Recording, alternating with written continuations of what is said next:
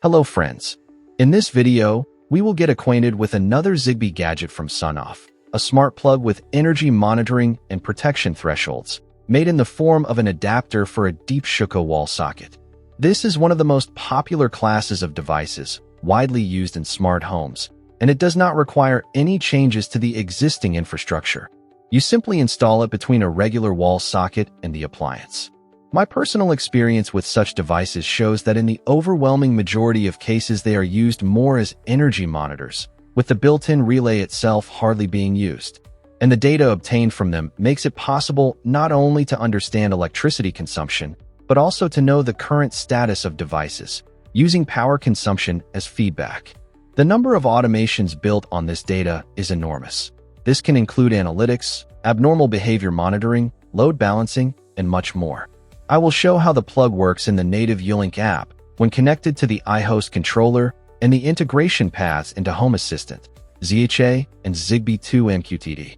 For Zigbee 2 MQTT, I will show how to fix the issue that causes the plug relay to switch off by itself when there is no load. More details on everything are coming up next, and for now, as usual, I ask you to support this video with a like. This will help other people interested in the smart home topic find it. And also subscribe to my channel if you have not done so earlier. I will be grateful to everyone who considers it possible to become a sponsor of the channel.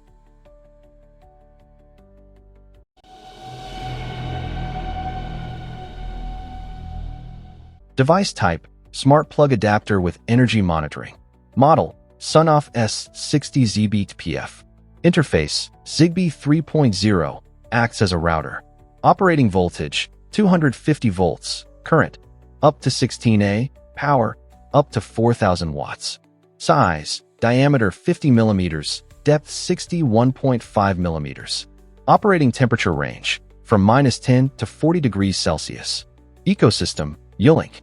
The device comes in the familiar bright orange box typical of SONOFF Zigbee devices. It schematically depicts the plug, which gives you an understanding of what exactly you have in your hands. On the back side, as usual, brief technical specifications are indicated, which I have already covered, as well as the serial number of this particular unit. The package includes only the plug itself and a small instruction manual written in several languages. There is no especially important information there. We will sort everything out in this video. The form factor is a classic round plug adapter. It is very simple to use. It is plugged in between the appliance and a regular socket. No rewiring is required. The socket seat is designed for a deep European Shuko socket, and part of the adapter itself is recessed into it. The plug is thick, which is good considering the declared current of 16 amps. This is the maximum for household wall sockets. There is a pass-through grounding contact. There is a single button on the body. A short press turns the plug on and off, while holding it puts it into pairing mode. There are two LEDs near the button. The blue one indicates network activity. It blinks in pairing mode and when a protection threshold is triggered, and it can be turned off. The red one lights up when the plug relay is closed. Out of curiosity, I decided to compare it with a very common Zigbee plug that was once widespread and has a similar form factor.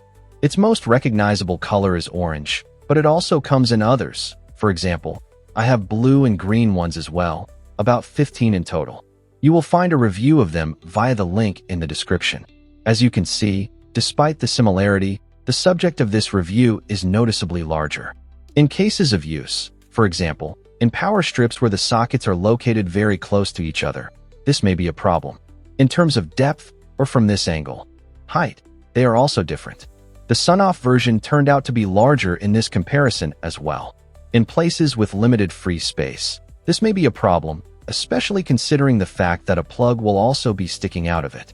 Now it is time to move on to the logical part. We start with the native Ewelink Smart Home Control System. As a gateway, I use the NS Panel Pro controller. You will be able to find links to videos dedicated to it in the description. The plug enters pairing mode automatically after the first power-up or by holding the button on the body. It is detected and connects without problems, which is quite expected. The main plug-in screen displays the on/off button and the current power consumption value. The refresh rate is quite high, as can be seen in this video from the NS panel screen. When you go to the Read More link, you see more detailed statistics. Energy consumption for yesterday, today, and the month. Current energy monitoring parameters. Here, the voltage value turned out to be missing, and as we will see later, this is not a problem with the plug. Even lower is the energy consumption graph. In the General Settings menu, everything is more or less standard. The current firmware version is 1.02. It did not offer me an update, although the plug had been connected to Ewelink for about a day. There are several options here, for example turning off the blue LED. There are also protection threshold settings here, for maximum and minimum power, current, and voltage. The lower option, Remote Unlock, makes it possible to turn the plug back on remotely after protection has been triggered. There are also settings for behavior after external power is restored, always on, always off, or remember the last status. The inching mode, when activated, the plug can either automatically turn on after being turned off, or turn off after being turned on, after a specified fixed time interval. For example, you can power cycle a gateway or smart home server by sending an off command, and it will turn back on automatically even if communication is lost. The plug can also work in automations. In the triggers section, the following are available: the state of the plug relay, on or off, power thresholds, maximum or minimum, as well as energy consumption, daily or monthly. For the actions section, only changing the state of the relay is available: turn on, turn off, and toggle. Now let us check operation with another SONOFF device, the local iHost controller. You will also find links to reviews of it in the description under this video. The current firmware version is 2.9.0. After disconnecting from the previous gateway, the plug automatically went into pairing mode and was immediately picked up by the iHost Zigbee coordinator. It was identified correctly, as expected. This is how it appears in the general device list. The R icon in the upper right corner of its tile means that it acts as a Zigbee router. Relay control is available here, as well as energy consumption data and instantaneous values, current, voltage, here it is displayed correctly, and power.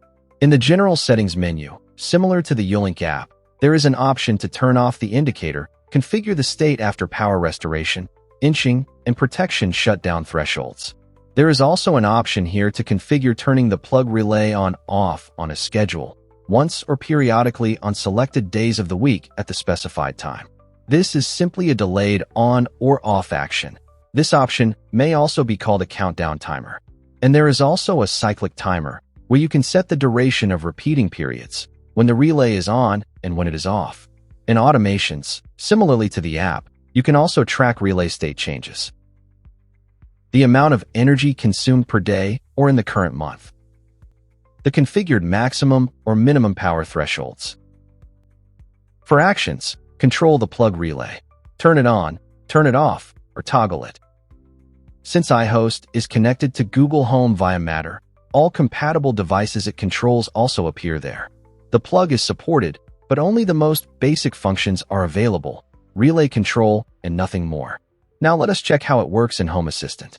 As usual, I start with the native integration for Zigbee devices, ZHA.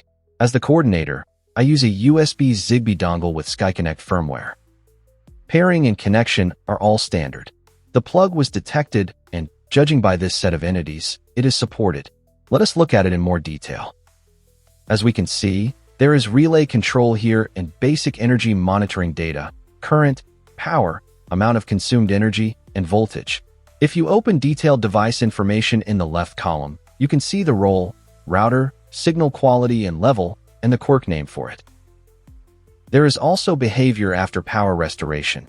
In addition to the three options we have already seen, a fourth one has been added, the state opposite to what it was before the power outage. There is an option to update the firmware here, from the first version installed out of the box to the second one. The build number is the same in both cases, second. I am not updating it yet. I will check whether there is such an option in Zigbee 2 MQTT. And now we have finally reached Zigbee 2 MQTT. The current version at the time of testing is 2.9.2. Since I plan to use the plug in my working system, this is not a test installation, but one of my, so to speak, production ones. Support for the plug is native, no external converters are needed. As I already said, the plug acts as a Zigbee router, meaning it can retransmit data from and to other network participants. thereby increasing its coverage and capacity. Now let us take a look at the tab with the control entities. First come the basic options: energy amount, relay control, state after power restoration. 4 options just like in ZHA: current, voltage, and power values. Interestingly, the data on energy consumed yesterday, the current day, and the month are stored here at the device level rather than at the logic level, as with other devices. I mean utility meter. Then comes enabling and configuring inching mode. I have already explained how it works. Next comes overload protection mode, setting maximum and minimum power with a separate switch for this mode. To avoid repeating myself, each protection threshold has its own separate switch. Maximum and minimum voltage thresholds, essentially the same as with a voltage relay. Similar thresholds, but this time for current. As for the firmware, the installed version 1, build 2, is displayed here as current. At first I thought that the new firmware had not reached this place yet, but in fact the situation is somewhat different, and now we will talk about it. After connecting the plug to Zigbee 2 MQTT, I noticed that it started behaving strangely. This was as follows: if I turned on the plug relay at a moment when no load was connected to it. After a few seconds, it turned itself off, and the blue LED on the body started blinking, signaling, as I found out a little later, that a protection threshold had been triggered. At the same time, with a load connected, even a very small one, everything was fine. Let me clarify once again. This behavior was noticed only in Zigbee 2 MQTT. In the other systems being tested, everything worked perfectly. I did not mind returning the plug to ZHA and updating the firmware, especially since the listed change here was improved correctness of displaying the plug on OFF state in overload situations. After returning to Zigbee 2 MQTT, the system showed that the current firmware was now version 2, build 2, the one that had been installed. However, this did not help solve the problem, so I had to look for a solution. What I managed to find right away: the issue is known, and to some extent this is good, because it is not a defect but a peculiarity. This also explained the lack of an update. It was removed manually during the investigation of this issue. A way to solve the problem was found right there. More precisely, it is a workaround that works. The real solution will be an appropriate change in Zigbee 2 MQTT, but at least it allows the plug to be used fully. What does it consist of? The essence of the problem is that after adding the plug, incorrect protection shutdown thresholds are set in Zigbee 2 MQTT. Accordingly, this is not a bug in the plug, but a protection trip. Therefore, it is necessary to enable and set all thresholds once, either to the values you need if you plan to use them, or to the maximum. After setting them, press the Apply button and make sure they are all set. After that, they can be turned off again. I set the maximum safe values everywhere. After these manipulations, the problem disappeared completely. The plug can remain with the relay on and zero load for as long as you like and will not switch off. And while we are at it, let us check the triggering of the protection threshold using the example of maximum power, which I set here to 1,500 watts. One more point: the protection thresholds, at least at the date of testing, cannot be changed manually from the Home Assistant interface, only from Zigbee 2 MQTT. Here they are simply displayed as sensor states. A live test. The relay is on. We observe the power value. Almost 2 kilowatts. The relay turns off. Turn on again. The load is less than 1,500 watts. Everything works.